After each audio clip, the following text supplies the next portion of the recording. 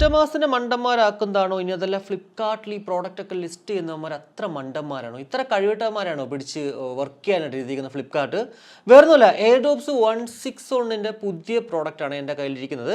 ഇത് ആക്ച്വലി നമ്മുടെ ഗോഡ്സിൽ നടന്നല്ലോ ആ സമയത്ത് ഇത് ലോഞ്ച് ആയതാണ്.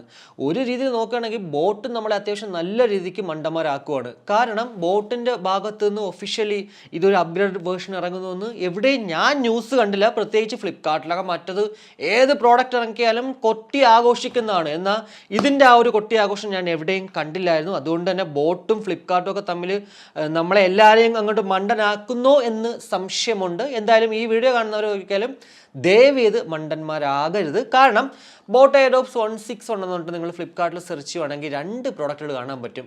ആ പ്രോഡക്റ്റുകളുടെ ഫോട്ടോ വെച്ചിട്ട് നമുക്ക് മനസ്സിലാവും രണ്ടിനും സെയിം റേറ്റൊക്കെ തന്നെയാണ് കാണാൻ പറ്റുന്നത്. എന്നാൽ ഒരെണ്ണം, അതായത് പഴയ 161 എന്ന് പറയുന്നത് up to 40 hours total play time ആണ്. കൂടാതെ അവിടെ നമുക്ക് ബീസ് മോഡ് ഇല്ല, അതായത് ലോ ലേറ്റൻസി മോഡ് ഇല്ല. പക്ഷേ ഇവിടേക്ക് വരുമ്പോഴത്തേക്ക് നമ്മുടെ പുതിയ എയർഡ്രോപ്സ് 161ലേക്ക് വരുവാണെങ്കിൽ ഇവിടെ അപ് ടു 50 hours ആണ് ടോട്ടൽ പ്ലേ ടൈം. കൂടാതെ 50 ms ലോ ലേറ്റൻസി മോഡ് സഹിതം കാണാൻ സാധിക്കും. അതുകൊണ്ട് തന്നെ ഉറപ്പായിട്ടും പുതിയ 161 മേടിക്കുന്നതാണ് കുറച്ച് ബെറ്റർ ആയിട്ടുള്ളത്. എന്നാൽ റേറ്റിംഗ് ഇപ്പോൾ ഒത്തിരി കുറവാണ്. അതിൻ്റെ റീസൺ എനിക്ക് എന്താണെന്ന് അറിയത്തില്ല.